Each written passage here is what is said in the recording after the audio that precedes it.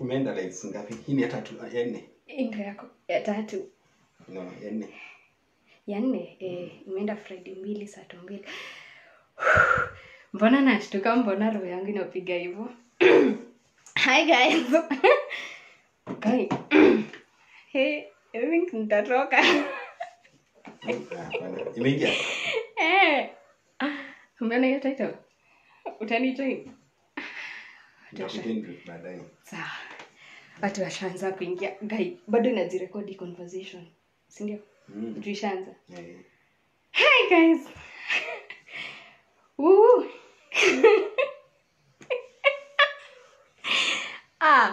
Guy. Me hata sijui nianze wapi. I'm not sure where to start with this topic.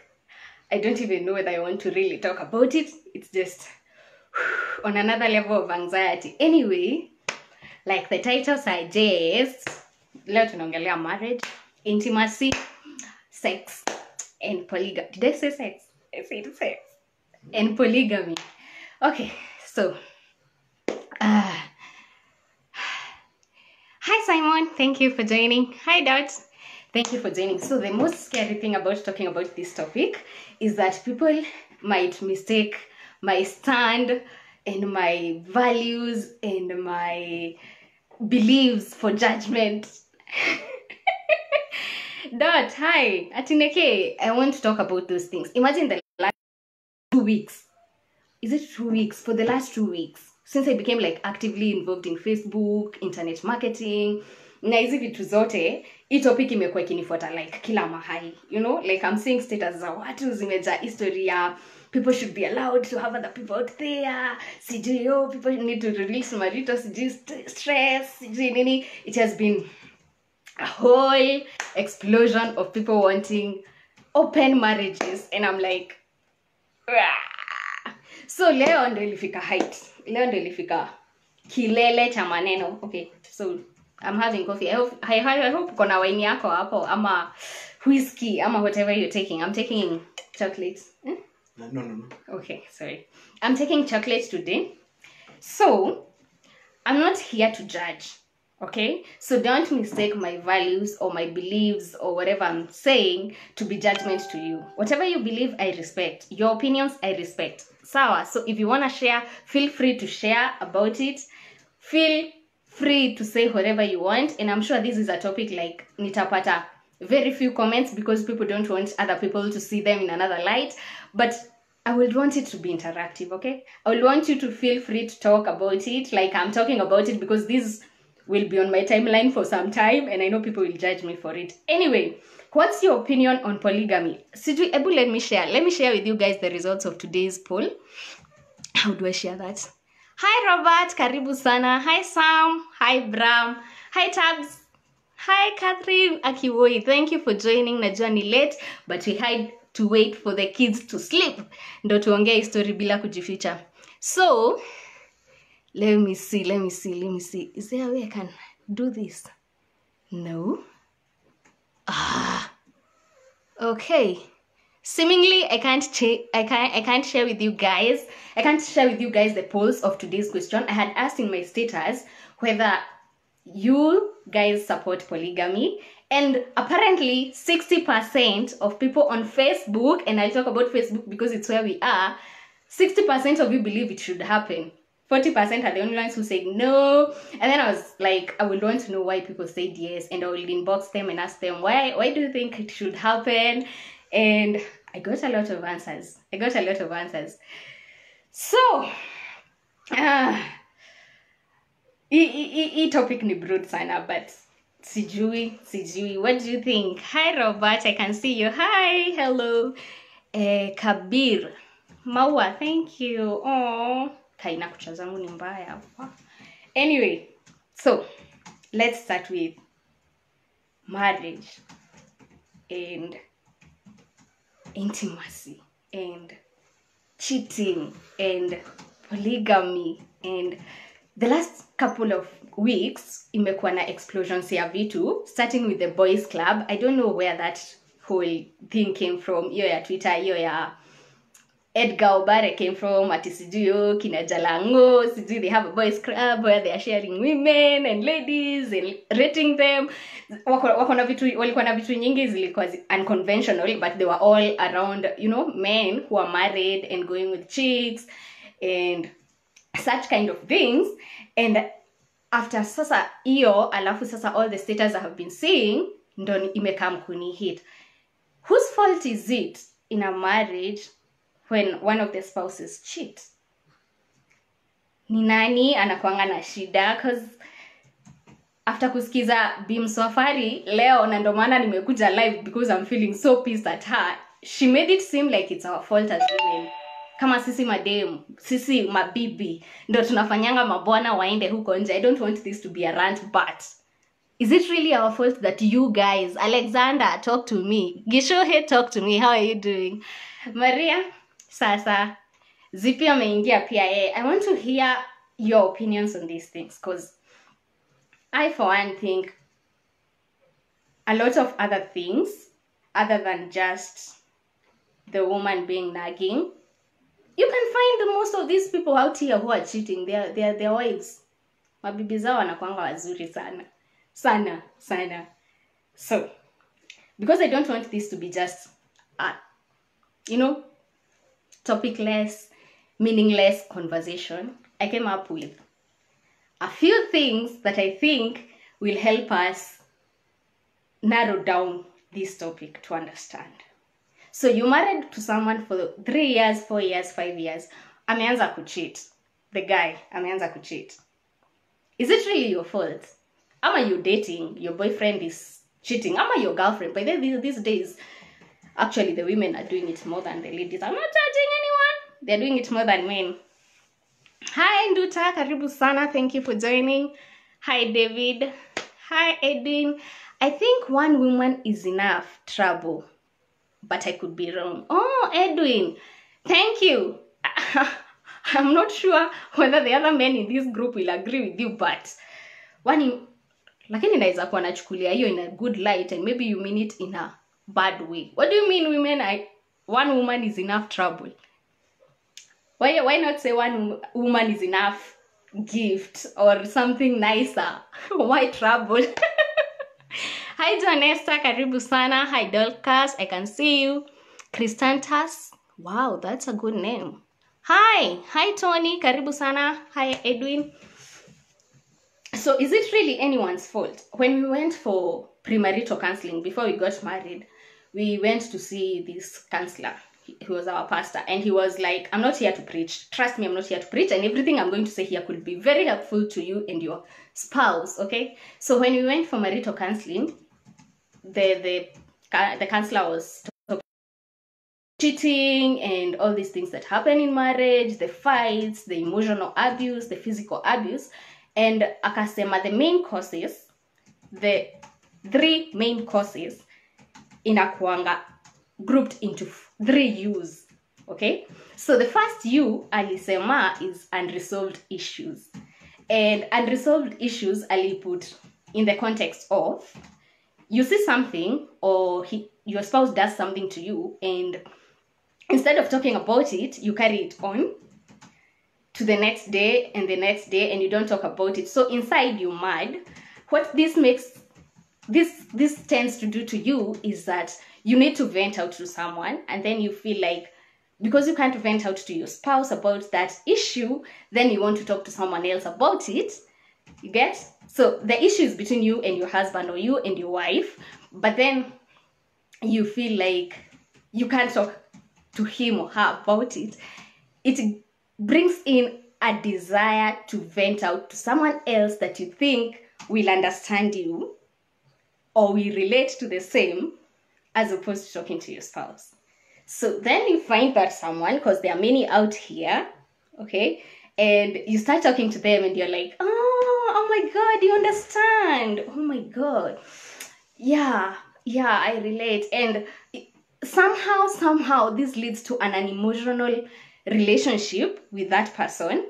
And every time you have an issue now, thereafter, You know, this is the first time you went, you're like, oh, unajua hata bwanangu, oh, hata bibi yangu akafanya, and you're talking to someone maybe probably of the opposite sex. If you're talking to another chick about your wife, or you're talking to another guy about your husband, and it creates this illusion in your mind like they are better than your husband because they are listening to you, okay? They're giving you solutions, they're giving you alternatives, they are giving you their attention. You get my point? So somehow something in you tells you, oh, this must be better than my husband because, well, sinanisikiza, si tunaongeanga, si tunachekanga. And with time, that I feel like is what develops into this intimate relationship. And the fact that you're putting it a secret now because you're married, it becomes really, really fun, and it becomes something you would want to venture into deeper. Si judge mtu, I am just saying. Unresolved issues are the leading cause of cheating out here. Hi Philip, how are you doing? Kamau wa Kiemo, wewe kwanza leo, Kamau wa Kiemo. You've been exploding the internet with this topic. I really want to hear your view here. Dominic, hello, how are you doing? So, that is just one of the things. Do you really feel like it's necessary to have someone else out there who you can talk to besides your spouse? Or, you know, because one of the status I talked about today was where I say, okay, I posted something about someone saying, like, every person needs someone else out there who can provide for them the things that their partner cannot. Ilikuwa inaenda kitu kayo. So what do you think about that? Talk to me. Sylvester, how are you doing? Karibu sana. Martin, karibu sana. Nyambura, karibu sana. Okay, please guys, stop making this like me talking to you. I'm not a marital counselor. Not a marital counselor by any chance. I just happen to like talking, and I feel like I have some things I can share, and I need you to share with me as well. So tafadhali wewe ongeeni, ebu talk to me about that. What do you feel? Do you need someone else to supplement what your partner can give you? Una feel aje? Do you need that other person you can talk to? Hi John, how are you doing? Karibu sana. Thank you for joining us. We are talking about a very sensitive topic, okay? Yeah, so Ismail Muhammad says, I like the talk. Thank you so much. Please contribute to the talk too. I'll appreciate it. I'll appreciate that if you do. Okay? Yeah. So, for instance, let me give an example that maybe many can relate. Oh, that's a very deep one though. For instance, your guy or your partner ni hustler, okay? So you feel like bado hamjafika tuseme hiyo kiwango ya richness, vacations and everything. So he's just a hustler, and you love him or you love her and that. But then, so that means hana pesa, but then anakusikizanga vizuri. Like they're the kind of people you can talk to, and you feel you're heard, and you feel they can understand what you're saying, but hana pesa. Do you feel like it's necessary for you now to have another person who has money, who can supplement the emotional support you're getting here with the financial support that you're not getting? You know, get? Does it make sense? Or the other way? How does that? Do you feel like you need someone else? Or is it necessary to have that other person? Ata, let's not even go into sexual details for now. Nataka tu keep, alafu tuende kama tumepanda. I don't want us to go like, yeah, so how do you feel about that? Do you feel like you need someone you can talk to because you can't talk to your partner? Ebu talk to me, guys. Ebu talk to me, guys. I really need to hear this. Peter Minor anasema one girl is enough. I like that. One girl is enough. That is an opinion I respect as well. I'm not saying it's my opinion, and I'm not saying it's not. I'm just saying I support Peter Minor's opinion. I respect that. Jose anasema hello, nice topic. I'm all ears. Karibu sana, Jose. I am here for you, and we're gonna talk about this. Jessica is saying loving the real talk. yeah, I'm trying to keep it as real as possible. Tafadhali contribute. I'll be very appreciative. I like the interaction, you know. So tell us, do you think like somebody should have multiple people providing different things? Yeah, watu wengi, huyu anakupea sukari, huyu anakupea kachumvi, huyu anakupea kapilipili. Tunatengeneza mchuzi poa. Maximo says hello, I like the talk, let's go on. Thank you so much, karibu sana. Edwin, okay, let's hear what Edwin is saying. Edwin is saying trouble in the sense that you're engaging in telling each other the truth, which most of the time is not like picking cherries. Marriage is like handcuffs. Oh my god, that analogy, man. Marriage is like handcuffing each other. So that's how the trouble comes in. Do you feel like you're in handcuffs just because you're married? I'm just asking Edwin. Sina ubaya kiprono. Nauliza. Is it really handcuffs? Ama you holding hands, you walk this journey together and same evil. I'm not saying ours is perfect. I'm just asking, must you look at it like handcuffs? Si uangalie tu mnashikana mkono mnatembea hii maisha pamoja. Okay, I'm just positivity. I'm always for the positive vibe all the way mpaka mwisho. Haya, Martin, marrying more than one wife ni kama kifo kisima. Why now? I thought tukiboeka na mmoja Monday unaenda kwa huyo mwingine Tuesday, you know. Ama weekend moja kwa huyu, hiyo weekend nyingine, ama weekdays kwa huyu, weekend kwa yule, you know. Kama huyu anapenda kukosha mguu, huyu anapenda kukufinya pimples, huyu anapenda you know, huoni kama ni necessary? Because honestly, I can't have everything. Ama unaona aje? I can't be the one mwenye nakuvua koti pale kwa mlango na kumassage na kuwekea maji na kupikia na kufulia. Huoni kama kuna kanid kaule mwingine mwenye atakuja tu akudansia, kutoakie? Cause me, I'll never understand how any people get to that point. But thank you, Martin. I respect your opinion that more than one wife ni kama kifo kisimani. I remember hiyo ndo ilikuanga na bokono na askari 1 2 3 something of the sort. Evelyn Nyambura says absolutely, there is that one spouse outside your norm who knows you in and out more than your partner. Whoa, hold up. Acha nisome hiyo tena.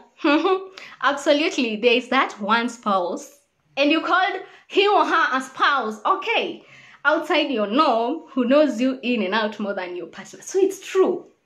You know, for the longest time, I have had like every chick has that one guy who is a best friend, like they are platonic, but then knows more than her boyfriend or her husband will ever know. Ni ukweli. Evelyn, ebu tell me kama ni ukweli, because okay, hata nifikiria in my own.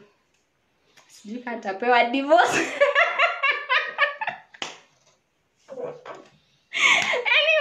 Anyway, okay, that's okay, Evelyn, but just a quick question about that. Don't you think that the fact that you connect emotionally too much with someone else away from your partner, that it could lead you into a space where you attracted to them or you desire them in a more than emotional way? How do you feel about that? Do you think that it will come to a point where you will connect that much more that you want to be with them? Do you think it inakuja? Because for me, I feel like the easier it is for you to converse with someone or communicate with someone, and you feel understood and they feel heard, and that thing draws people together. That is something I know for sure. And we will look at stuff we call the 4 C's, and you will see what I'm saying is actually true. So here I'm talking about 4 U's, 4 P's, and 4 C's, okay? So 4 C's will be the next topic. So for now, can you just answer that, Evelyn? Huoni kama kuna mahali itafika alafu unatamani kuwa na yeye tu kwa sababu alikusikiza vizuri? Anyway, John Esther. Karibu sana, asante. The main question is, what do you actually want? So what do you want from who? From your mpango or from your husband, wife. What's the question? Okay, Esther, clarify hapo. Ebu kwa specific to the point. The main question is what you actually want from home. Okay, hi Andre, karibu sana na kuona sana. Ismail says, anyway, what can you talk to your wife if someone call her then akate hataki ku receive? Okay. See, you I feel like, okay. Well, people get codes. Marriages are crazy. Okay, acha nirudi kwa point ya Edwin ya kusema handcuffs. A lot of things context, but there's something people, okay, my opinion, acha ni specify, my opinion is like, even if you got married to your spouse, it doesn't make you one. It doesn't automatically merge your life. You had a life before you met him or her. They also had a life, okay? And I feel like it's not all marriages where they had mutual lives. Sijui kind of makes sense. Like, his friends are not my friends, and when I met him, my friends are not his friends. Yes, there are those that we connected and they became our mutual friends. But then before that, I am sure between the age of 16, maybe, or 18 when you started dating, to the point where you got married, say 25 or 24, that's around 10 years. Okay, no, 6. No? What? Hesabu ngumu.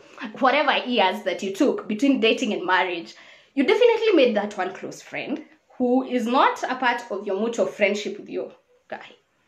And you tell them into details about stuff. Maybe like the way Evelyn is saying, you know, somebody who knows you in and out, that in a way your partner doesn't. Ama saa zingine hata ni udaku tu ya wasichana, you know? So bibi yako alikuwa ametext mtu, huyo mzee wangu leo amenibo, mtu aka call back kusikia amembo aje. I will not pick the call when you're there, Muhammad. I won't. I will wait for you to go, and then I'll pick the call and give the udaku, okay? Sometimes it's not always malicious. Sometimes you just need people to talk to, okay? Thank you. Next, John Esther. You're saying if your guy doesn't listen and you have another person who listens, that does not mean you have an emotional relationship with them. It's like your personal therapist, not another guy. Okay, John. That's deep.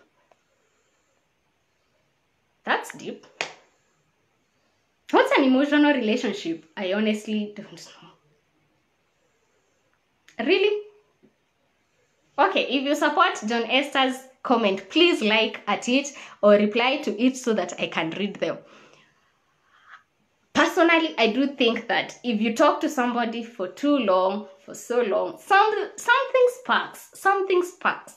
Whatever you want to call it, something sparks. Hi, Brian. Karibu sana. Martin Thuo says, hi. I'm against the opinion. This shows there's no loyalty in the relationship. True, 100%. But then there's also the issue of loyalty is not a problem, okay? Most people say loyalty is where your heart lies, blah, blah, blah. Do you think it has anything to do with loyalty when a guy gets mpango wa kando or a woman gets mpango wa kando? I don't know. But I think you have a great point. Loyalty. Thanks, Martin. Dominic Kengori says, wow, thanks. Great conversation. There should always be the main pillar and the pillar. Ya spare, hata gari haiendangi bila spare wheel. And yeah, as far as I'm concerned, the spouse can't handle it all. Wow. Hey, okay, sawa. Thank you for that, Dominic. If you're for the opinion of Dominic, please, tafadhali, share that. Cause me, okay, let me go back to this loyalty. Martin, about loyalty. I feel like I'm the kind of person, you break my trust once, I'll never be able to trust you again. And I'm not judging, and I said I'm not judging, I'm just giving my opinion. I do not get how, in your mind, you will be out there with someone else, and you'll come home in the evening and act like nothing happened and still make love to your wife as if nothing happened. I don't know. It doesn't make sense to me. I'm not judging you, so that's what I'm standing for. But then, Dominic, if that's your opinion, I will not refute it. So spare wheel na main wheel wakue. But why not invest on your main wheel? You know? Ama ujitrain ku repair main wheel yako, such that even if you get an accident somewhere, you can just repair it. Do you really need the spare? Honestly, I feel like there are things you can talk about. Anyway, moving on. Munga Kabiru, karibu sana, thank you. Boni, shosho yangu aliniambia bibi wawili ni 2 pots za uchawi. My grandmother tu alikuwa anasema hivyo. Nyogo igere, shorogi. Yeah, that's our French. That's French for what he said. Yeah, so if you know, you know. And yeah, I agree. Acha tu nikunywe chai juu ya hiyo story. Joseph Njehia says, if only partners will be all honest to each other, then I feel like there is no day you will ever walk in search for someone else's supplement. Imagine if you got a full package in one being, then why bother with the kachumbaris? Okay. True. Great analogy. I like it because it's food. Yeah, okay. I don't know. I don't know why people bother with kachumbaris. Just say me honestly, Missy Jui. I'm not judging. That's why I asked you to give your honest opinions, okay? Yeah. So we go on. Maximo say, one guy is better for me. What? One guy is better for me, but if serrated, the pain so unbearable. Like for me, my babe divorced me 1 month ago and she's unforgettable. I don't know what to do now. Wow. That Moses. Sorry. I don't know what happened between you guys, but I'm really sorry. I hope you find peace and solace in knowing and the fact that life doesn't have to end there, okay? Yeah. So Evelyn, you're confirming that every chick has that guy. Okay. Agreed. And I agree because Jonesta said having someone who listens to you doesn't necessarily mean you're in an emotional relationship with them. It only means you have someone to talk to. Like, so probably. Okay, karibu sana, David. Fear, how are you doing? Denying a partner conjugal rights as a way of punishment after a disagreement may lead to cheating. Okay. Also feeling as though you didn't explore much enough before you got married may also be a cause.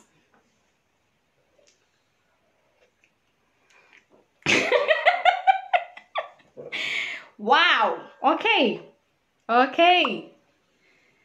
Do I discuss that or do we just move ahead? Okay, let me just discuss it because we're here, okay? And let's talk about denying partner conjugal rights as a way of punishment. Actually, that came up in one of my research as I was asking people questions about what they want us to discuss about this topic. I'm sorry if I didn't ask you directly. I hope you just hear and you enjoy. I don't even know where to start with this. Does it go both ways or is it just the woman who denies the man conjugal rights? Because I was listening to this lady, huyu watu anaitwa nani? Susan, the Tuatua couple.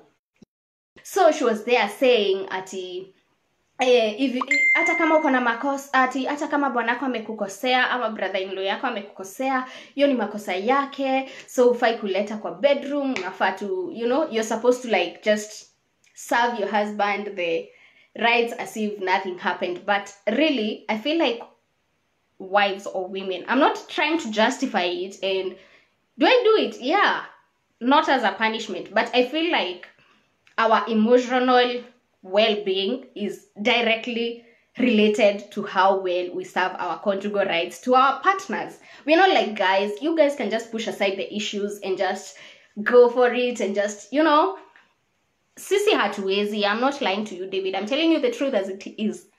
Sometimes we have to address the issues underlying before we can actually get into that. So it's not about the conjugal rights that you cheat. It's just because most guys do not want to solve the actual issues.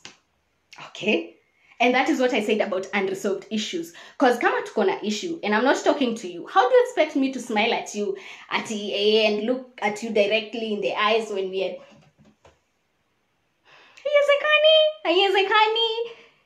we connect? Our emotions dictate our ability to serve you right. Yeah, and I'll talk like that because the baby is asleep and we are free to talk like that right now. If a lady is angry or she's in distress, she cannot get ready for you down there well enough for you to enjoy it. So acha ku blame the conjugal rights and kunyimwa. Blame it on the actual issue yenye ilifanya unyimwe. Done. Okay? Moving on swiftly.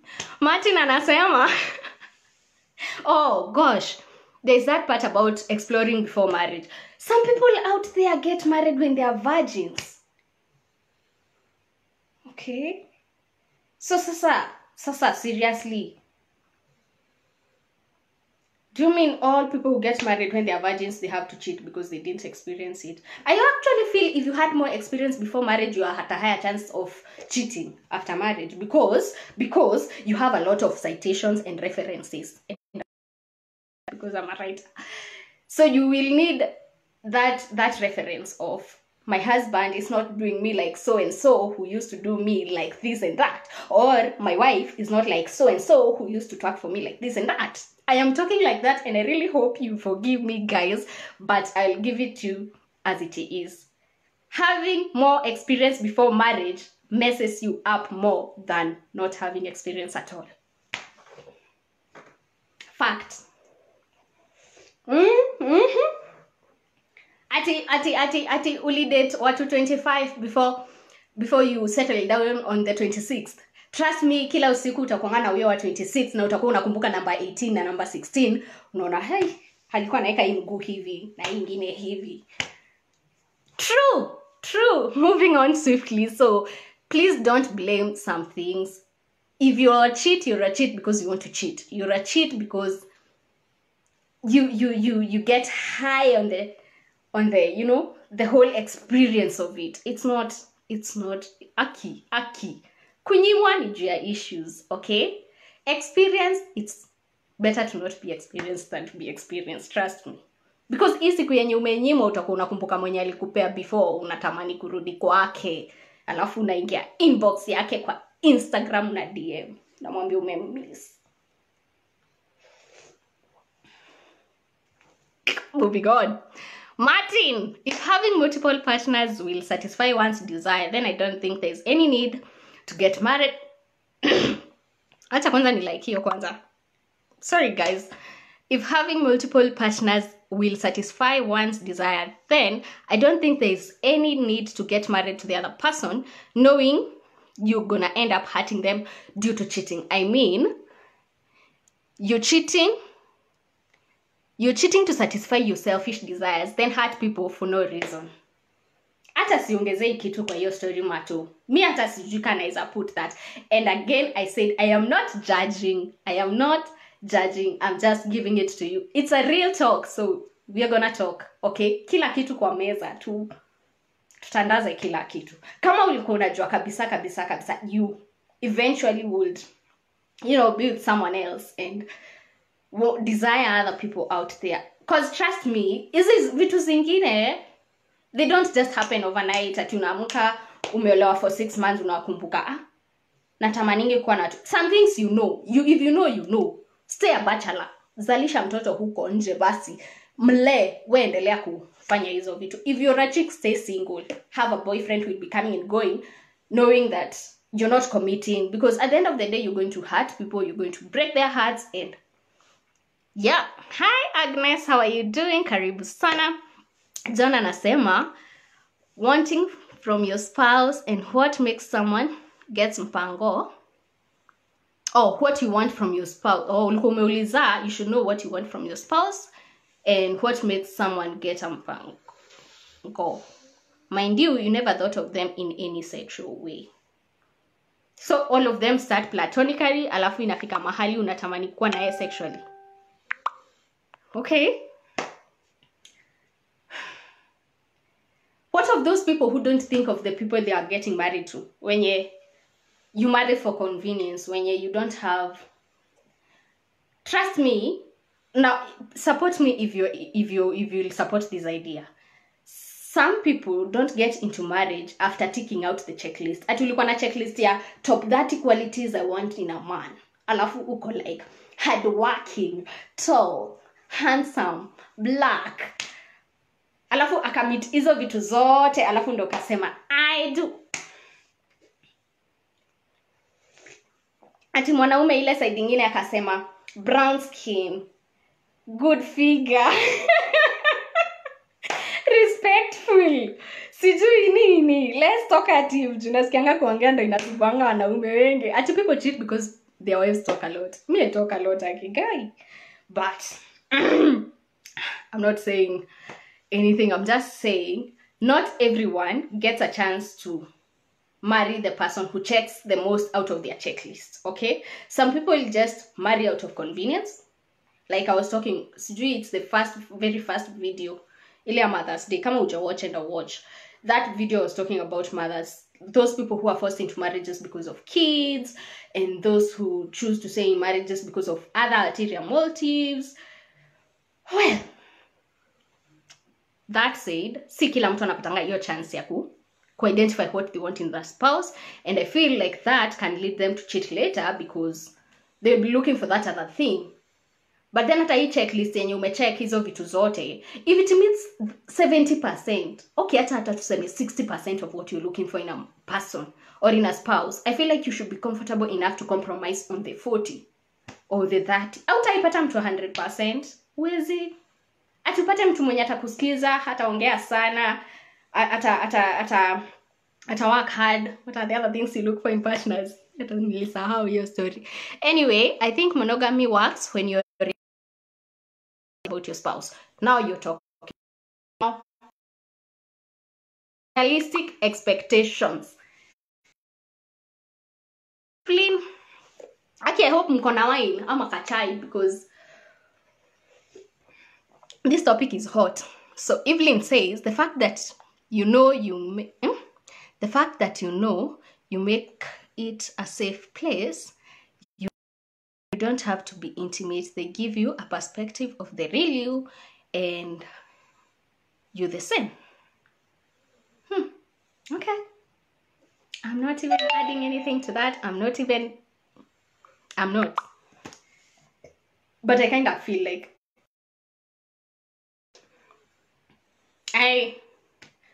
Evelyn, before I leave you alone, kabisa nitakuacha. I promise nitakuacha. Why sex? Why not talk this stuff with maybe a girlfriend? Make it comfortable for your partner. Sisemi you should. Maybe I also have a best friend who is a guy. I'm just saying. Why can't that person who know you that well be a chick and not a guy? Must it be a guy? Or if you're a guy, must it be a woman? Lazima uongee hizi maneno na mama mwingine huko nje. You get? Like mbona usiongee na a male colleague or a male friend? Sijui. Anyway, before I read the other comments, can I talk about the second you? So the second you, I talked about unresolved issues. The second you is underdeveloped emotions. And I feel like underdeveloped emotions covers a lot of the things I have been reading here, because once we get married, in all honesty, I'll be very honest about this because I have experienced it before. The moment you get married, you relax. Yo, ushapata fish. Na wewe kama fish ushaekwa kwa sufuria, so unatulia tu, unangoja viungo uwekwe, ukaangwe, you become kitoe ukulwe or something. Okay, what I'm saying is we forget that the chase is what was keeping it interesting during the dating time. We forget that the nice things we used to say before, the nice things we used to do for each other before, the things that made you fall in love in the first place, we tend to forget them. Zinarudi hapo nyuma, tunaanza bili ya stima ya hii mwezi ni 600, hakuna tokens, bili ya maji, rent, mtoi anataka, It becomes a monotonous kind of cycle where responsibility overwhelms our desires. Responsibilities overwhelms our needs. Unaona? So hata ukinyimwa conjugal rights ni kwa sababu uliambiwa ununue nyama ukasahau ukakuja na matumbo.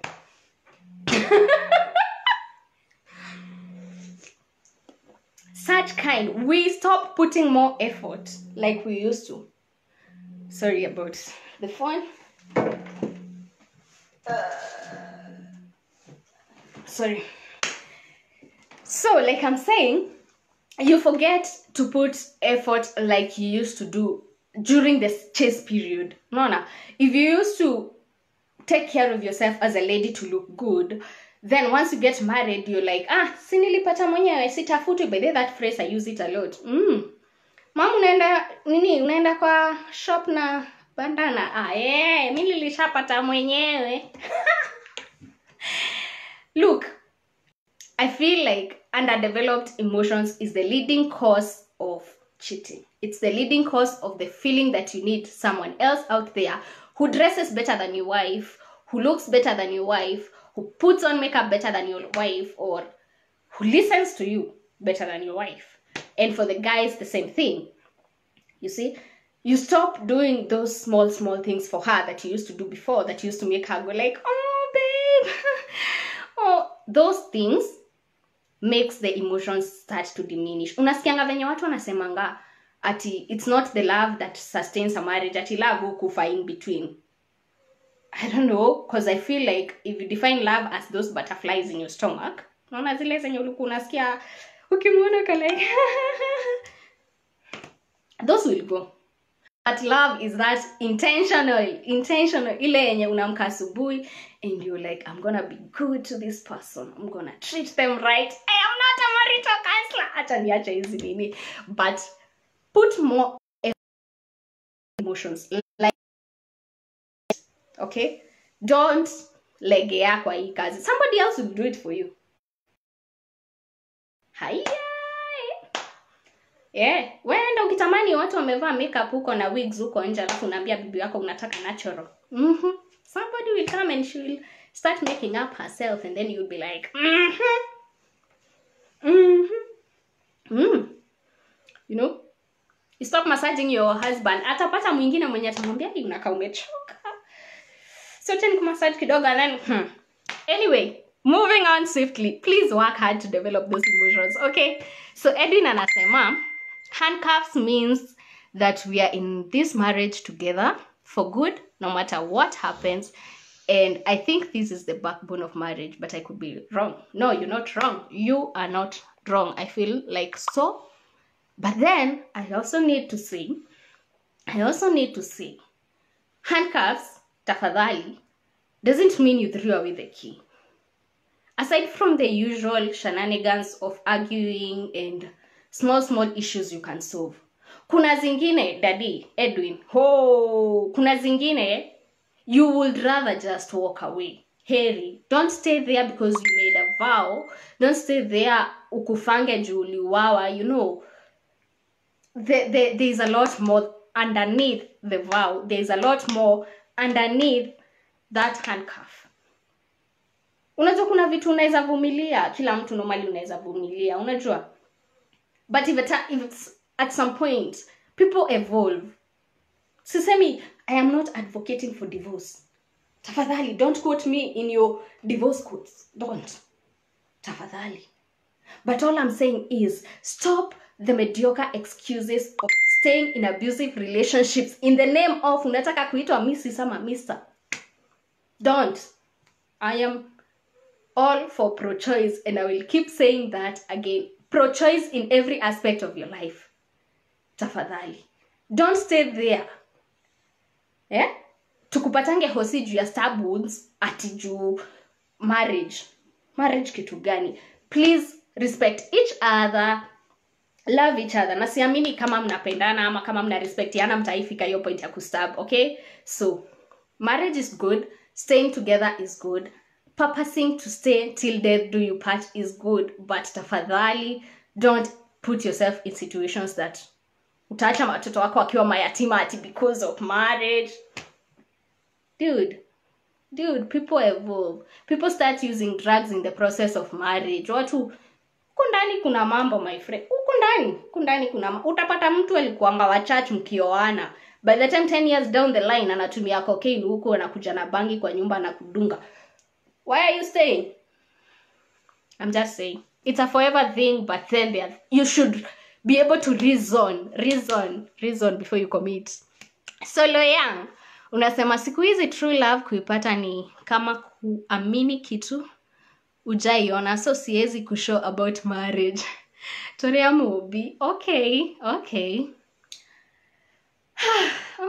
I feel you, bro.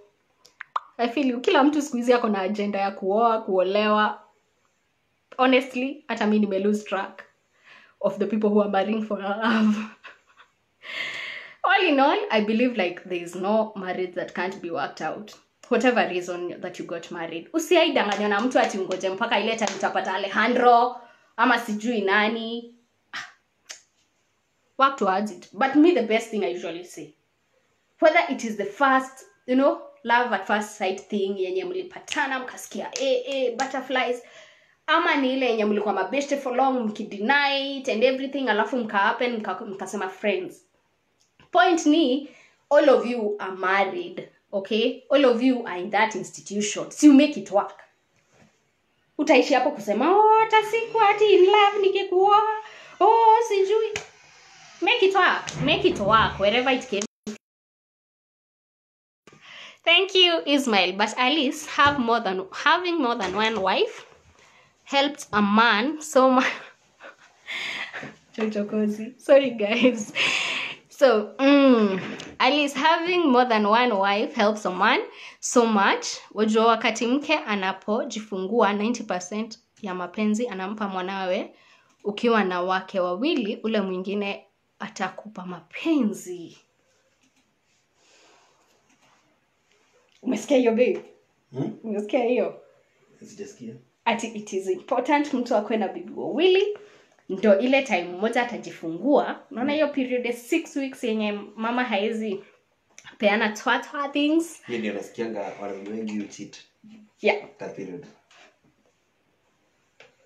If you're of the opinion of Ismail, please like his comment. Mimi hapo sitaongelea, lakini if the baby is yours, both of you, hata wewe unafaa kuwa so preoccupied ukishughulikia huyu mama recover na huyu mtoto, kumsaidia hii na hata hiyo nguvu unatoa wapi ya kwenda kutoa kwa bibi wa pili? I'm just asking. Yeah, you have a point. Leo nilisema hakuna judgment. I'm just here to read your comments. Joshua tuned in. Thank you so much.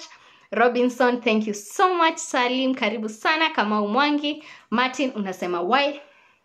Then why are you supporting more than one person? Mimi sija support. Sasa unaona chenye nilikuwa nasema?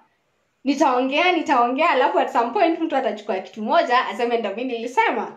Mimi sijasema na support. I am just asking, is it okay? Okay? Mimi nitawapea opinion yangu mwisho. For now, mmoja akisema tuko hii side, pia mimi niko hiyo side. Ukisema tuko hii ingine, tuko hiyo ingine. Martin, I am not supporting polygamy at this point because you said so. Mwingine akisema hapo chini ana support, tuna support bado na yeye. Okay, in all honesty, anyway, Martin, jokes aside, I do not support polygamy. For the fact that I am a sentimental, hopeless, romantic. Okay, I'm not romantic. Lover, hopeless lover. Okay? So I believe ni wewe na yeye kimoja till death do you part, okay? Yes. Yeah. But then again, usijifungie kwa hiyo cocoon until you are unable to come out of it. If you need to talk, please talk to someone. Jeffrey Maura, just laughing at the responses. This land of Kenya. Pia mimi nacheka na wewe Jeffrey, lakini tuambie kitu pia wewe. I know you have some experience in this marriage institution. James Wakava, karibu sana. Thank you for watching.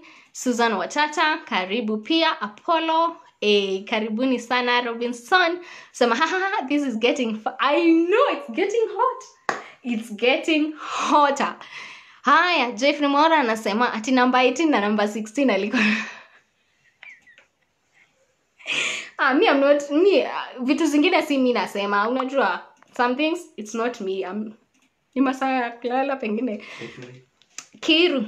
In Meru, there is this guy with 17 wives. What? 17 wives. Wewe mnasikia hiyo? Ako kwa background yako kwa ofisi. Yeah. So anasema ati in Meru there are these 17 wives and one husband. Yeah.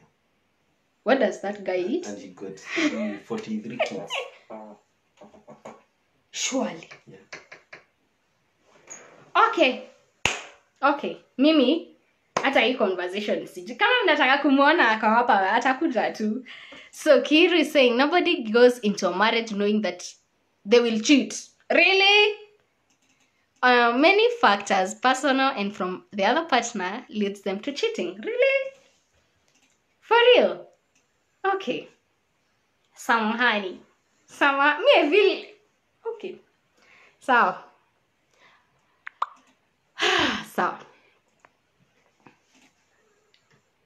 okay. Hata si comment. Really? You come to badai and you feel like okay, maybe. Babe, hata nikuulize hiyo swali nilisema by the time unafika point ya kuoa unajuanga huwezi commit to one person. Like because obviously you have dated other people and you are not able to commit to them before. Unaona? So kama uko na hiyo experience unajua huwezi commit, mbona tena ujicommit kwa a marriage yenye unajua huwezi nini? Huwezi sustain your commitment. Babe. Yes. It's usually said, by the time you make the decision you are marrying or you are getting married, you shall make the decision that this is the only person I'm going to stick with. It's a decision that you have made. That's why you never married the others. Or you got married. But if you cheated to the other ones before, what makes you think you won't cheat on your wife? What makes you think that you're not going to cheat on her is that you make a decision. Because you knew if you cheat in a marriage, then it's done. No, but you can know that you will cheat before you get into a marriage. Unaweza jua. It's the same that you cannot cheat. Yeah. But can you know? Do you know you're capable of cheating before you get married? Ama ina happening too? I guess ina happening too. Unakuwa make a decision. Because kama unajua utafanya kitu kama hiyo, then the repercussions and the cost of it all. People don't think that far. I don't think people think that far when they're doing it. Do you? Sawa basi, that Kiru nitaiachia hapo. Me, I am still for the idea that you know. Kama wewe ni dem, na time yenye ulikuwa na date before uolewe, ulikuwa una hook from one guy to another. Hakuna venye utaniambia ati just because umewekwa pete huta hoop. You will. That's the fact. Kama wewe ni chali na ulikuwa na una cheat on your girlfriends, hata ukioa huyo bibi, you will cheat. There are signs. Hata kusema personal factors zinaweza solviwa. You can work on yourself, you can better yourself. The other partners, you can communicate. Hakuna kitu haiwezi changewa kwa hii dunia. Hakuna Kiru, no. You know you cheat. You know you're a cheater before you get into marriage. Samuel, hello, how are you doing? Karibu sana. John Mungai, I think having a side chick currently is a requirement for you to be a man. Okay, is that your opinion or are you stating a fact? Sijui, maybe. Mimi sijui. I am not a man. I do not know that. Anyway, John Esther says, you have said it clearly. If you are a cheat, then you will end up going back to what... Yeah. To what you do with from your spouse. If it's not enough for you, why then did you get married? Fact. Hi, Luke. Karibu sana. I like what you're talking about. Thank you so much. I appreciate it. Wanjiko, karibu sana. Martin, wewe uliattend men's conference. Nani huyo unaambia John Mungai? John umesema? Okay, sawa basi. Hii conference ya wanaume, but whatever you talked there ni sawa. Mimi sina hiyo shida. Mwaneki, how are you? Thank you for joining us. Ismail, thanks a lot. You're a good teacher. Oh, thank you. Thank you. John Jr., karibu sana. How are you doing? Kate Joy, karibu sana. Please leave your comment here. We're going to read. Elias Brown is saying, great job you're doing there. Thank you. I'm just trying to salvage the remaining marriages that we have. Peter Maina, karibu sana. Pastor Motito, karibu sana. Following. Thank you, Pastor Tafadhali. Tell these people that the Bible says a man and a woman who have been together or who have committed to be together should not be put asunder. I actually didn't know asunder is a word. Until I read the Bible today. I think it's in Matthew 11:9. Pastor, correct me, I'm not sure. Ati asunder is a word. I always thought the pastors confused that thing, but foleni sana. Shiro, karibu sana. John, karibu sana. And before I continue, acha niwape the third you that causes people to cheat. The third you. Tumesema kuhusu? Yamkumbuki. Okay. Tumesema kuhusu unresolved issues. Tukasema underdeveloped emotions. Sasa tuko ya mwisho. Unmet needs. Now that is the fire. That is the fire. No, that is the fire. Sasa kujeni hapa, sasa nyinyi wote watu wa conjugal rights. Come here. Kujeni watu wa conjugal rights, mniambie hizo maneno. Unmet needs. So we have said 3 U's are the ones that causes people to cheat. Like 90% of the people cheat because of those 3 things. Na nimeongelea hizo mbili. Sasa situongea kuhusu unmet needs. Unmet needs, and these ones I'm talking about toa. Hapa hakuna jokes. I am so serious. People are cheating out there because they are not getting satisfied. And it's not just the guys, because people tend to think of cheating as a one-sided thing. You know that people think when I talk about cheating, I'm talking about the guy went out of the relationship to cheat on the girlfriend. But this thing is like, it's both ways. It's both ways. Women cheat too. Okay? So, unmet needs. Mbona unafikiria watu wengine hawapatangi conjugal rights? Is it do it? What's usually missing for you to classify sex as unsatisfactory? Nini. I need to hear those answers. And for now, I need to just... Michael anasema, niketi wapi? Kuja hapa mbele. Hapa mbele, like put your chair hapa karibu. Thank you so much, karibu sana. Samuel Murio, karibu sana. David Wainaina, karibu. John Esther is saying it's all a decision. True. Everything you do is a decision. You sit, you decide, and you act on it. Bullstein says, what's wrong with having more than one wife? Well, that's so white. Ask yourself why him maneno ya kucheat didn't exist during our forever. Oh, it did. Wewe, bull, ebu chunguza, Bullstein. Ebu chunguza. Let me tell you for a fact, I don't know what tribe you're in. I do not know what tribe you're in. But I can tell you for a fact, kitambo actually, it was permitted. In hata kama ulikuwa na mabibi sita, you know, those wives had this thing. I don't remember why I had that thing. I think it was my grandfather. They were talking and it dropped or something. But there was this thing about a woman, okay, like in a home, in a place where she's married, was allowed to have a kid after that born from another man from another. Not her husband. From another place to have a kid. So that in case there was a curse that would follow the family of her husband, at least kutakuwa na mtoto mmoja mwenye hakuwa na hiyo curse. If you have ever heard of that theory, tafadhali, ebu comment hapa chini. Because me, I have heard it. It used to happen. Ni venye tu, it was most kanyangiwad. Squeezy, the internet is blowing everything up. And the only reason you know that celebrities are cheating is because you see it on tabloids. The only reason you see that someone has cheated on their wife or something is because of the internet. Kitambo hizi vitu hazikuwa the internet. Huyo akicheat huko nje akizaa mtoto huko nje ilikuwa tu kati yake na bibi. Hiyo story inaisha. Siku hizi my husband cheats, the WhatsApp group yetu ya mama imejaa. You know, it is, the internet has changed things. It's not like kitambo hakukwa hizi mambo. They were there. Polygamy does not solve your issue of uncontrolled desires. It does not. Kama ni tamaa utakuwa nayo, hata ukuwe na mabibi 40, hata kuwe na hao 17, you will still have that untamed desire. Unless you tame it. Unless you intentionally tame it. Okay? Yeah, hapa hakuna story na mabibi. Hata ukuwe na mabibi. Kwani huyu ako danger hakuwa na mabibi yao wote na bado alikuwa anatafuta wengine. Si akitafuta wengine alikuwa na cheat kwa ule mwingine kwanza. It's that simple. Hi Sylvia. Wow, great. Thank you so much Sylvia. Karibu sana. Mwangi Munene, kuna nini? Kuna maneno huku.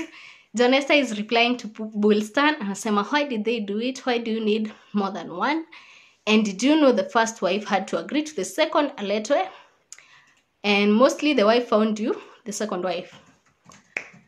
Sijui hizo stories za huko ndani, but I know for a fact that was a more civilized kind of. No, walikuwa wanalipiwa mahali wote. You know the thing with today's guys, you want the rights, you want to satisfy the nini, but you don't want the responsibilities.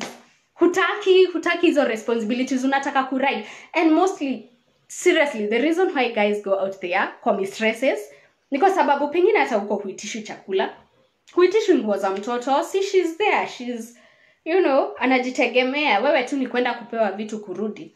But kwa bibi, it is because there are all these responsibilities. That is something we should be honest with each other about. Sometimes mnachoshangwa tu na responsibility, mnaona muende huko nje. It's not a matter of not okay or whatever. It's not a traditional thing. Acha kuniambia ati Shiko, that's a lie. What is? When I see like a point, ati that's a lie. Anyway, karibu sana. Thank you for joining us. Mwangi Munene, marriage is a trap by women.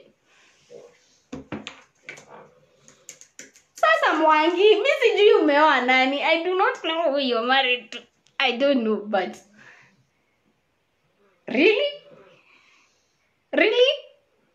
Ebu talk to women out here, uulize ni wangapi sai akapewa chance anaweza rudi hapo mahali yako sai. Ask alafu niambie trap for who? Why in this era? I mean, hizi science za ati ball, ati umepata ball alafu una force bwana akuwe. Actually it's the other way nowadays. These guys are so into my kid wanakuforce mpaka. Anyway, chana your story. Bullstan, John, if your wife disagrees to eat, what's the issue? It makes more sense to marry 2 or 3 instead of cheating. Marrying 2 or 3 is still cheating. Tuendelee na story. If you're not going to consult, because siamini, at what point does it get until you're comfortable enough to tell your wife, you know what, hunitoshelezi, sasa nataka bibi mwingine?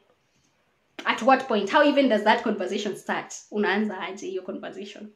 Ati, hey babe, unajua ni aje nilipata huyo demo wa Meru na ni kama anaweza kuja and sasa the problem with this, let me tell you, bull. Polygamy, because people think cheating and polygamy are one thing. No, polygamy is where these 1, 2, 3 wives are living together. Unaona? Si ati unaishi na afu uko na wengine huko wawili unaendeanga weekend. If it is something formal, wenye wanajulikana nyumbani, bull ako na mabibi wawili, Nyambura, Mwanza ni de mama Nchali.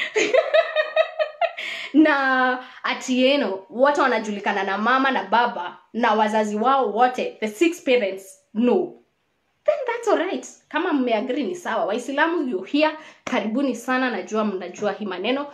If it's agreed, thanks. But cheating and polygamy are not one thing.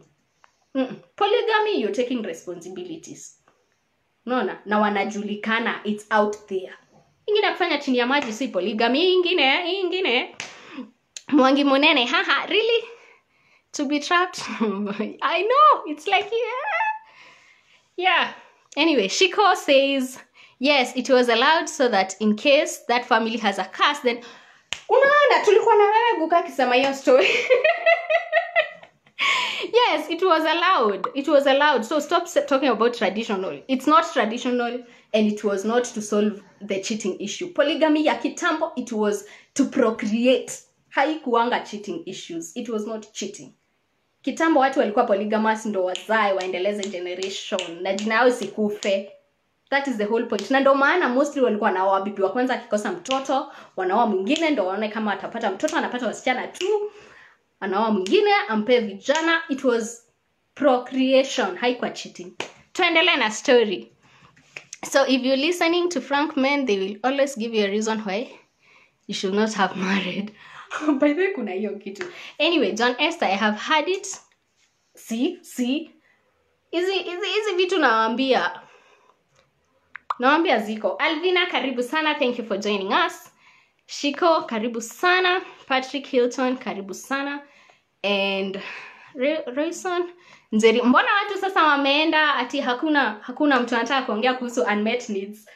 What causes people to have unmet needs in a marriage? Nini inakosanga? Kuna mwenye alisema ati ni juu ya msichana kulala na stalking. Lemas, how are you doing? Thank you for joining us. Patrick anasema, a man can't tame his desire. Kachikangu kalenda. What do you mean? The woman in him is the only thing that can tame his desire.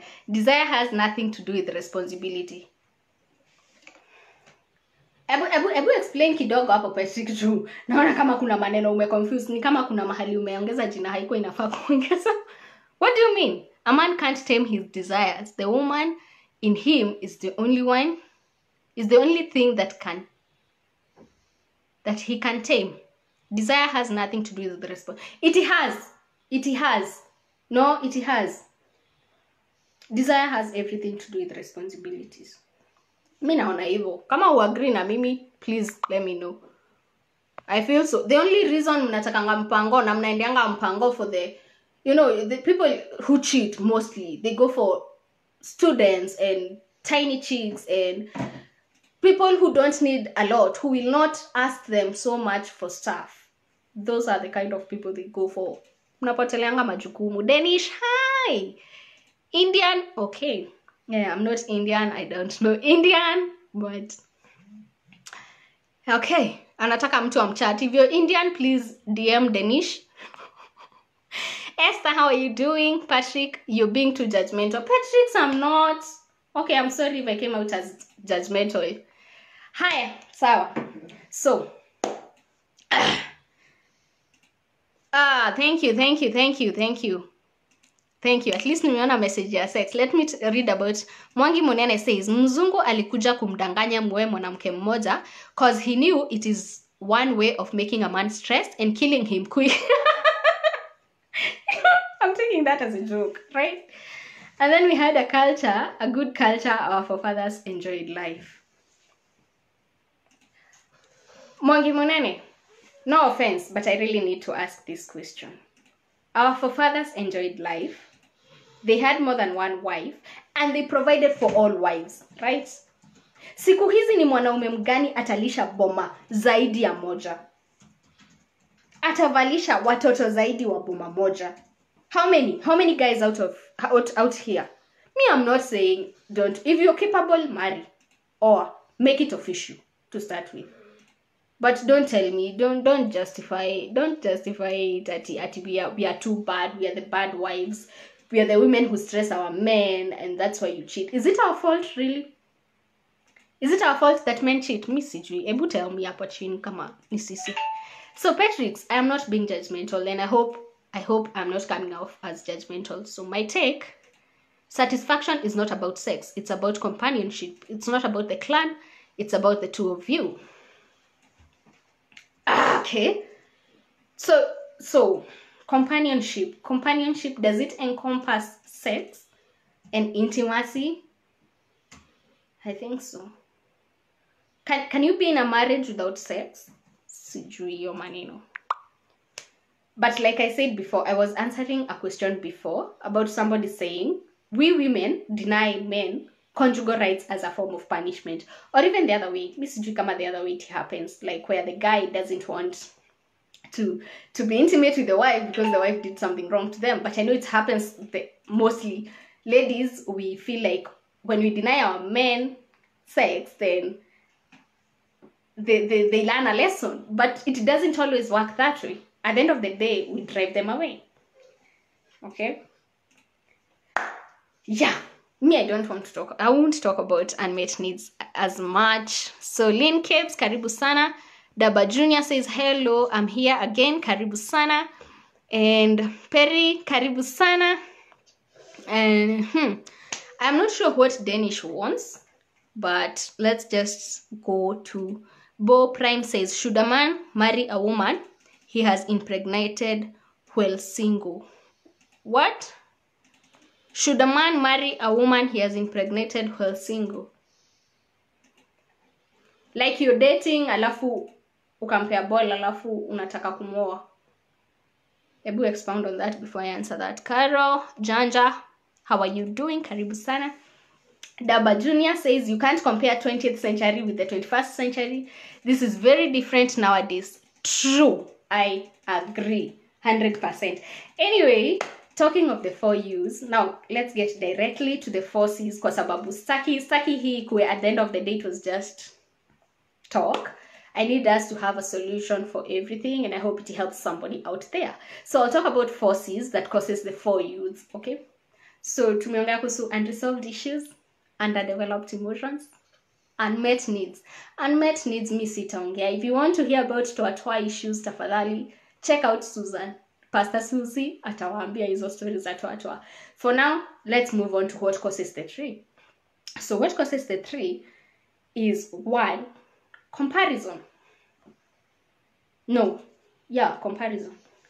So comparison comes in when you're married. I'm married to my husband. He's different from the other men out there. But then, mentally, or even just unconsciously, or consciously, or subconsciously, I want to compare him to an ex, or a friend, or a husband to my friend, Comparison builds up and causes the second C, which the second C is competition. So you compare yourself, or you compare yourself as one partner to another, or you compare your spouse to another spouse, or someone else you wish they were like, and it makes you start competing. So you're competing to be like the person that you're comparing yourself to. Okay? So once you start competing, it gets to a point that you can't be them, and you can't change your partner to be them. Unaona uliomari akiwa venye ako, and I hope people develop themselves, because so you're trying to compete, and then it causes the 3rd C. It makes you start complaining. Am I making sense? I think I'm making sense, right? Yeah, I'm making sense. So you're here comparing yourself to someone else, or to another couple, or to another spouse, or to an ex, or to your ideal partner in your mind. And because you're comparing yourself, you start competing. And the competition comes in, and because not everything will work out to reach this comparison person, you start complaining. And that is what most people say is nagging, CGO. Once you start complaining, it never stops. Okay? Because one, hutaifanya kitu ikubadilishe ukue that other person. Ama ufanye kitu ibadilishe partner wako akue that other person. There will always be something that you do not have that another person has. There will be something that your partner doesn't have that another person has. Utakuwaga nayo kila time. Kila time, no matter where. There will always be someone in front of you. There's always someone below you. So, those three will make you, develop the 4 U's. And the last one is communication. Poor communication. Poor communication. And I feel like those are really important things to talk about. So if you cannot communicate what you're feeling, if your complaining cannot be communicated in an understandable way, then I feel like eventually it's gonna lead now back to the U's, the unresolved issues, the unmet needs, sasa kwa sababu naona, and underdeveloped emotions. So yeah, now can we hear what somebody was talking? Hi Magda, karibu sana. Thank you for joining us. John is saying, nope, if you don't see your life together, or you're replying to someone else.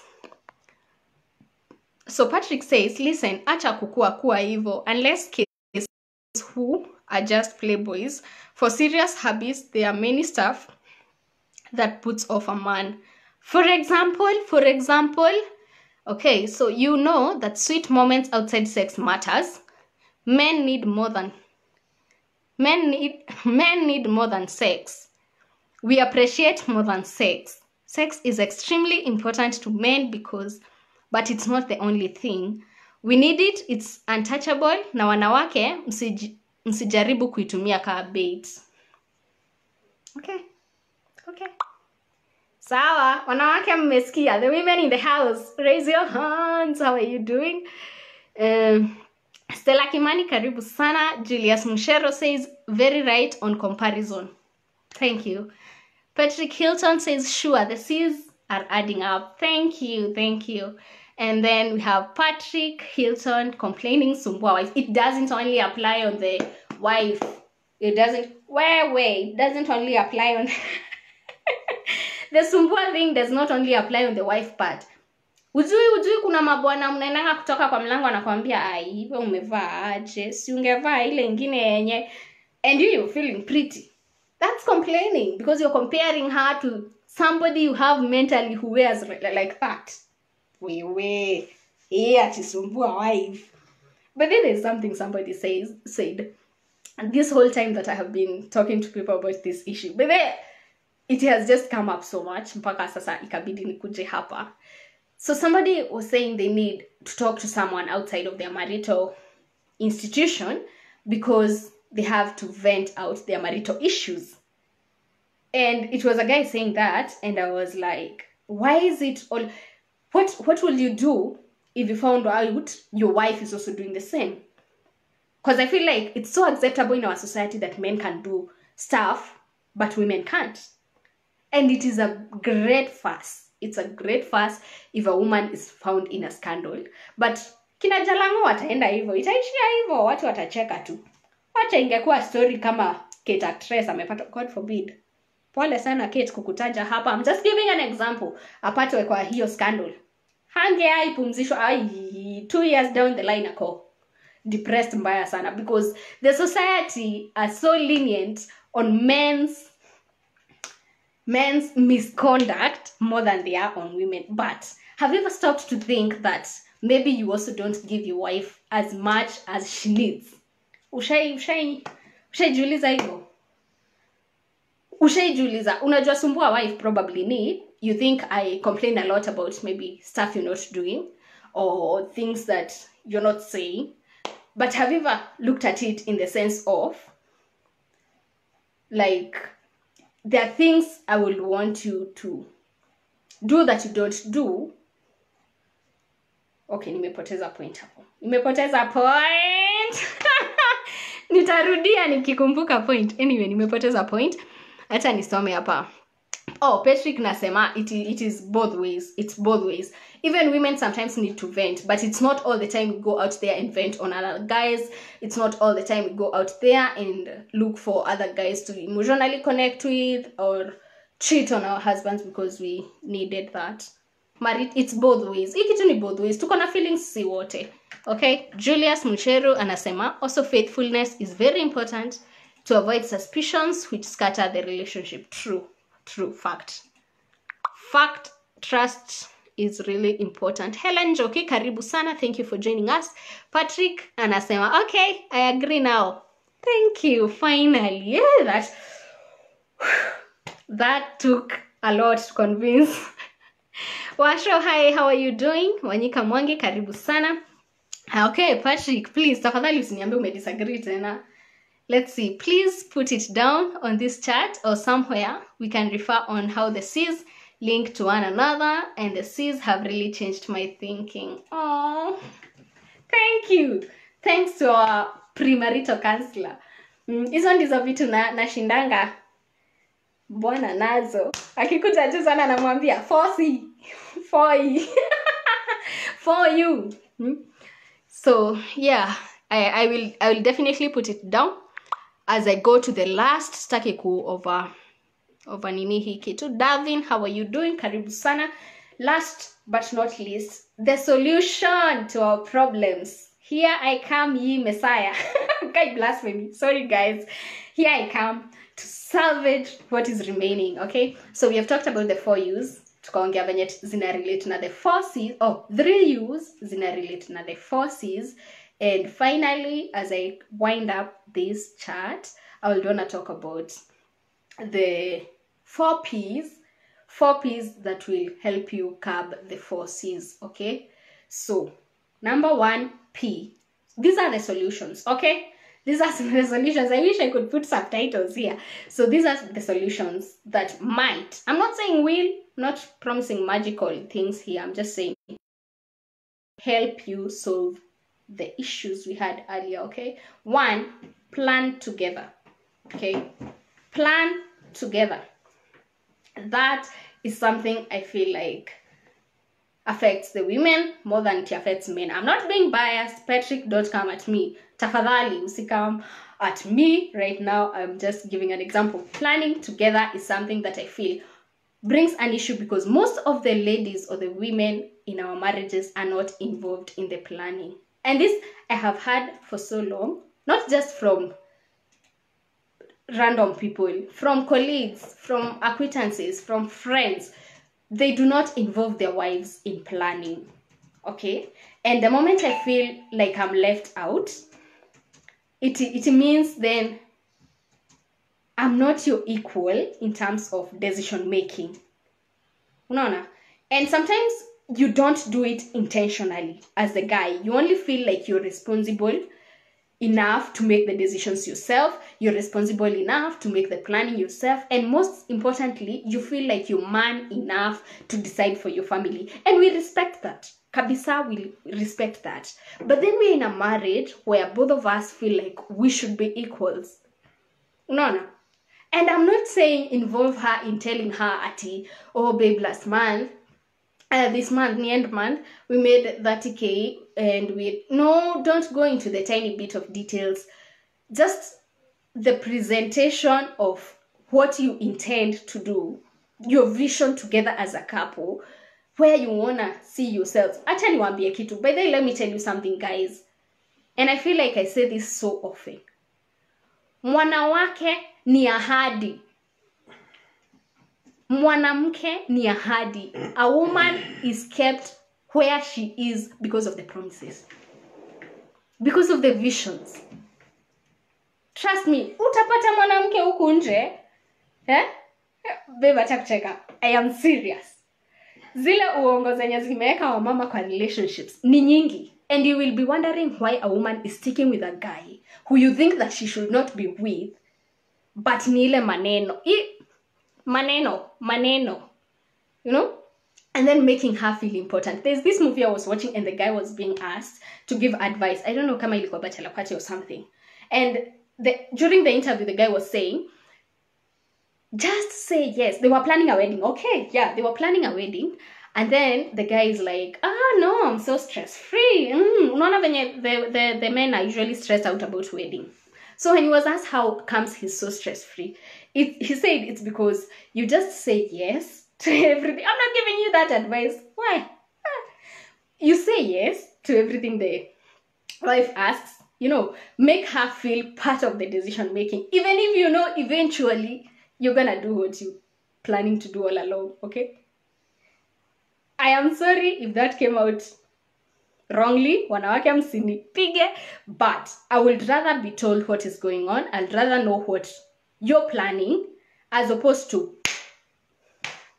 tunahama tunafanya nini. I want to feel part of the decision making process. So one, plan together. Even if wewe ndo the main provider, even if wewe ndo unatoa ile pesa mingi, acha kuangalia mwanamke kama housewife, kama maid yetu, kazi tu ni kupika, kufua, kufanya hizo vitu. Muinvolve ina kai. Trust me, the conjugal rights you'll get. Aish. Hey, Joanna feel kumbe natambulika. So, yeah. Just ask her, what do you think? Acha kama unajua unamuuliza tu for the sake.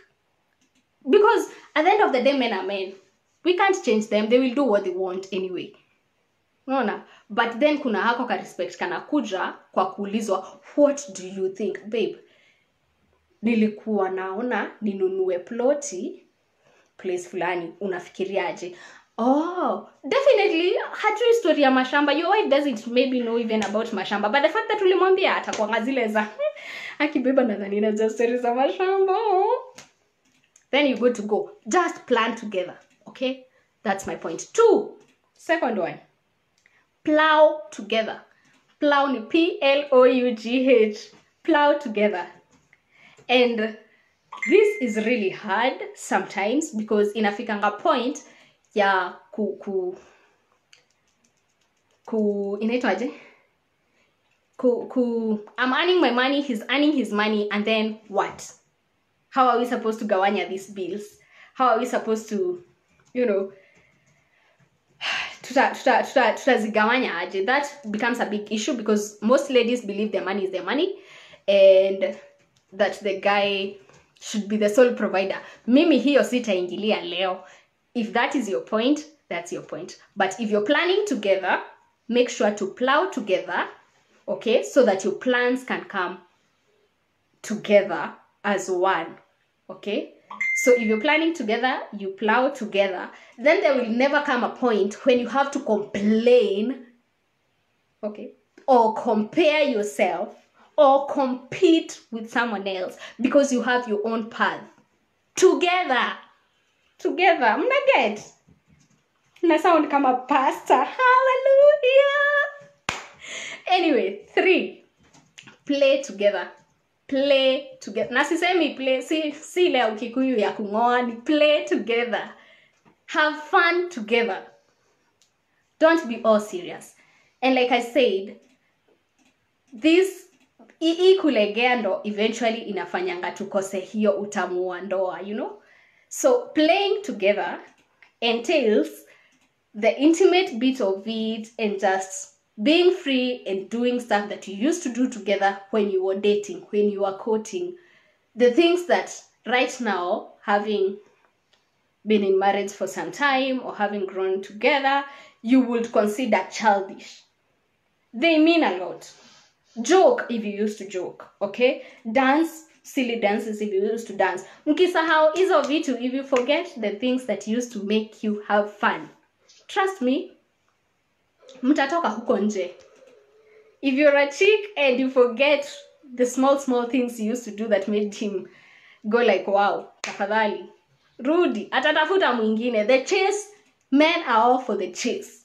So if there's nothing to chase anymore, atatafuta kitu ya kuchase. They are hunters. Anyway, last but not least, 4 P's. The last P is pray together. So pray together. I feel like that is a good way to sum it all up. Okay? So once you plan together, you plow together, And as you celebrate the planning and flowering, you play together, and then you pray that all these come together. Okay? Yeah. Kuongea nayo. Maji. Towel. Hi guys. Mko tu, I hope mjaenda. So Davin is still watching. Thank you. Karibu sana. Shiko says, Here I come. Hey pretty, looking glamorous. Wewe acha chocha Shiko. Acha mtu akienda kulala glamour. Anyway, thank you. Mark K. Huston, karibu sana. Thank you for watching. Patrick, listening without interrupting. Thank you. Now you can talk. Ongea sasa. Shiko Benta says, listening carefully. Asante sana. Perry Kabiru says, never underrate your happiness. Never underrate your happiness in a relationship. That's Paris. Yes. Paris. Mesalimiwa sana. That is a point. And in as much as I have concluded the talk, I would really want to talk about happiness in a relationship. Acha niwaambie kitu ya ukweli. Let me tell you the truth. In as much as you're married, you're still an individual. You still have a life outside of your relationship. You still have a life outside of your happiness. Inside of your marriage. And if you're not happy, there's no way you can give love. There is no... Ushaona venye unakuwa na mood mbaya kama uko angry? Yeah, you can never give love if you're not happy. So please, no matter how long you've been in marriage, hata kama ni mwaka moja, mbili, tatu, 10, 15, 8, I don't know. No matter how long you have been, please try to remember the things that make you happy as an individual. Wewe mwenyewe. Achana, I hate it when people put we as the main inaitangwa objective ama inaitangwa nini? The main it begins with an I and then we. Hakuna siku itaanza we and then I. Mnapendana hatukatai. But then you have to love yourself first. You have to take care of yourself first. Okay? Search yourself. Search your soul. Know what makes you happy. Go for it. Unless it's cheating. If it's cheating that makes you happy, tafadhali don't go for it. But whatever makes you happy, please go for it. If working towards your career makes you happy, please work towards your career. Okay? If starting a business is what makes you happy, talk it out with your spouse, let them know. Usijilete chini kufurahisha huyo mwingine. At the end of the day, you're going to resent that person. You're going to resent your partner for feeling like they're trying to change you. Okay? You will hate them for feeling like they're trying to make you into somebody that you're not. Mimi yake nikianza kuongea, I think, okay? Jieke kwanza. The more you love yourself, the more love you have. Hata Bible inasemanga, love your partner, your neighbor, not partner. Isamangi partner. Isamangi partner. But in this case, we're talking about partner. Okay, but Bible inasemanga, hata tu nikoti Bible to pastor ko around. The Bible says, love your neighbor as you love your... As is the main word. A-S. As you love yourself. Okay? Like you love yourself. So haianzangi na kupenda neighbor. Inaanzanga na wewe ujipende kwanza alafu ujue unajipenda hivi. So neighbor utampenda hivi. Partner wako utampenda hivi. So kama unajipenda hivi, pia partner wako utampenda hivi. There's no way you'll ever tell somebody you love them this much if you love yourself this much. Enough with happiness. Enough with happiness. Okay? Know what makes you happy. And know what makes you happy even in sexual relationships. Kwa kitanda, what makes you happy? What makes you happy? Achanga kuona huyo mwingine kama ni malaika anajua ati nikimguza hivi, ama nikimguza hivi, ati hivyo ndo anafurahia. Talk, communicate, let your partner know. Ukiniguza hivi, sisikiangi vizuri, lakini ukifanya hivi nasikia vizuri. Put your priority, your happiness first. Acha niwaambie ukweli. Mimi sitaki kuwa Susan, hata siwezi ongelea stories za watu for real ati details. But there's one thing I know for sure. Okay? I'm just still in the happiness topic. There's one thing I know for sure. Sex is the most selfish of all acts kwa hii dunia.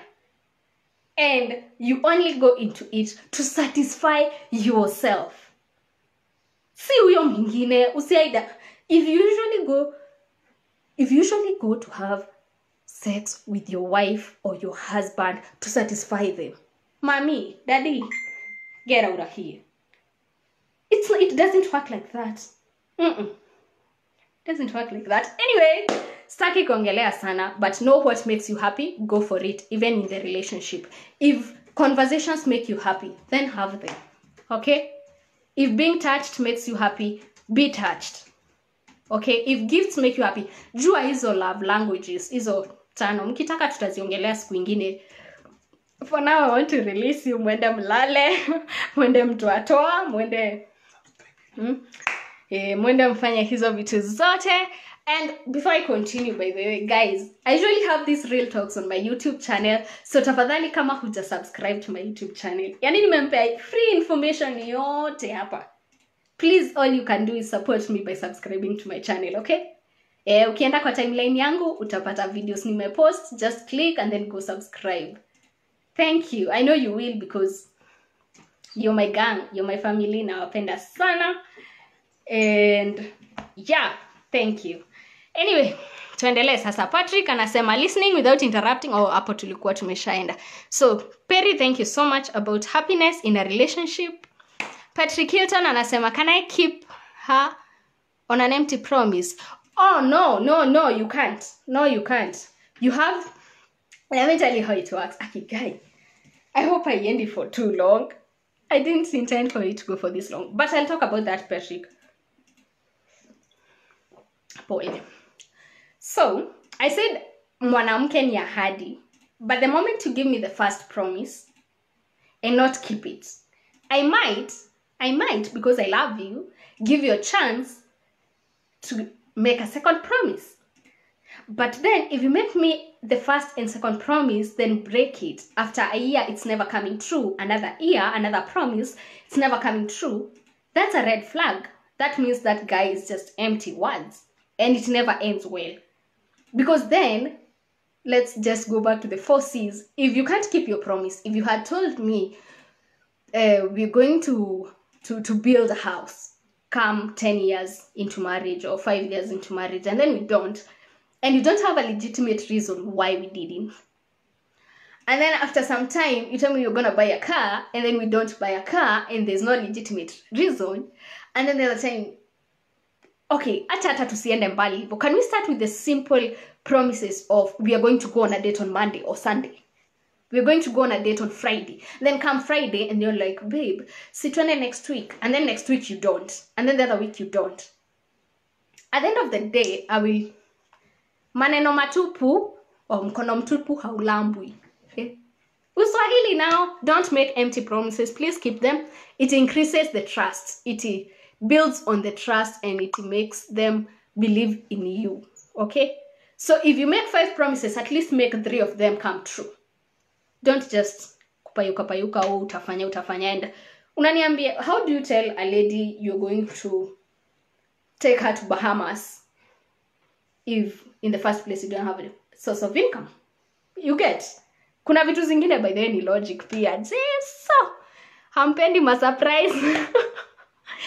Mimi sijasema sipendi surprise, lakini hata ni involve aki. Niambie tu, we have a project coming up and yeah, it's gonna take a few coins from our savings, and then I'd be like, huh. So the next time ukiniambia we surprise, I'd be like, oh, ndo ile project. But don't like unaenda chini ya maji sina pesa alafu boom ati we bought a house. Unadhani mimi nitakuwa zile we bought a house? No, I'd be like, oh, ulinunua nyumba, sawa, tutahamia huko na watoto wetu. It will, I'll never own it. I'll never feel a part of it. That's my whole point.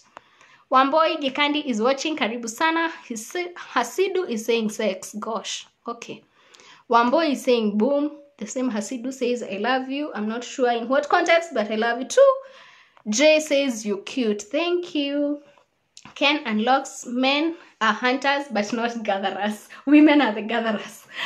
To me, area, you know. Yeah. Patrick Hilton says I agree with the P. Yeah, play together. We used to play golf together. but since COVID-19 and no golfing together, naona shida zimepanda. Aki corona iende. Me too, naomba corona iende. Sisi hatukuwa tunacheza golf. Lakini we also had our activities out there. I hope things normalize. Santi sana. Franklin says, hapo kwa prayers umeni gwesa kama mkisi. Okay, good advice. Thank you so much, Franklin. Nitaziweka zote hapa hivi kwa comment section so you can check them out later.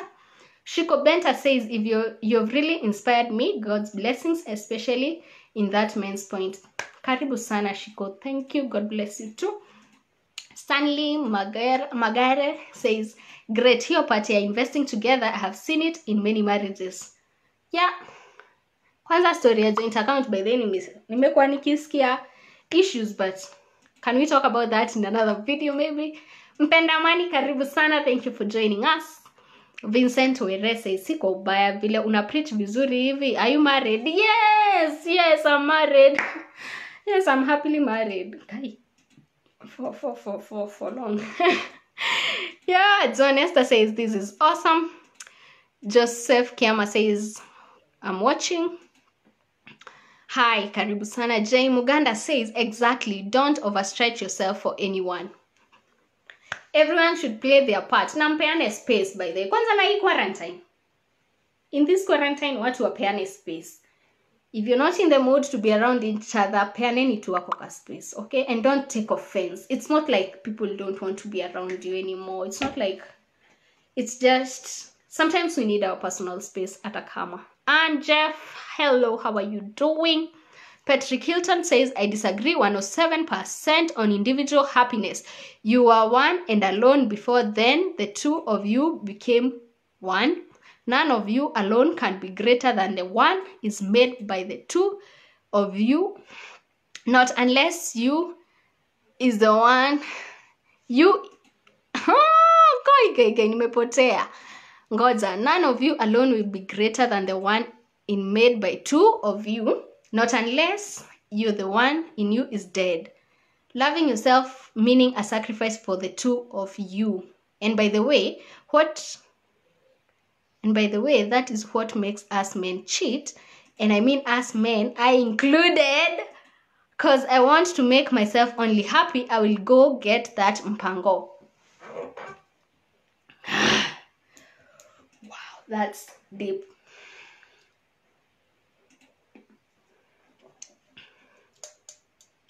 Sijui, me, I feel like I have explained well enough about your own happiness. And I exclusively explained finding a mpango is not a form of looking for happiness. You're not going to look for happiness out there. Most of you men, and I say you including you, go out there cheating to look for validation that you're good, that you can get her.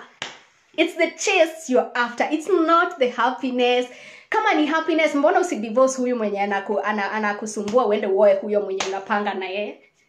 If it's the happiness, if it's for sure happiness, mbona usidivorce huyu uende uko? Mbona you have to do it behind, mbona you have to do it in secret? If it's really happiness. Sijui what I said about that could have made you think I meant looking for your own happiness doesn't mean neglecting the two of you. No, it doesn't. But how can you make a whole piece with one broken? Wezi, if I'm broken, then I can't give you. Hakuna venye naeza receive love when I'm broken. Hakuna. So they will be loving. Anapea hiyo upendo inamwagika. Unaona? So there's never a day I'll be full because every time that love comes in, there's a space for it to penya. Jipende. Treat yourself right first.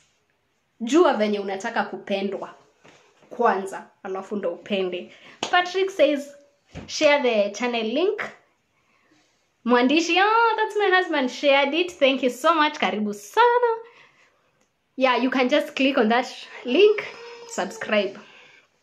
And Jay anasema pewa sausage moja na bia mbili.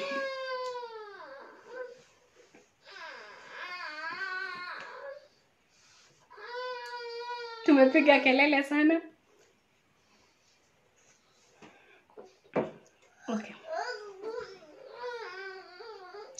John Esther anasema, change the disagree to agree. How will you make someone happy when you're not happy yourself? Okay, true. Hi. Shiko anasema, very inspiring advice, especially in the men's point.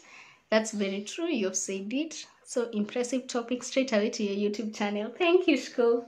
Asante sana. And then John Esther says, make your happiness together, yes, but keyword is your happiness. Whatever sacrifice you make, be happy in it. Otherwise, it will be slavery. Okay? True.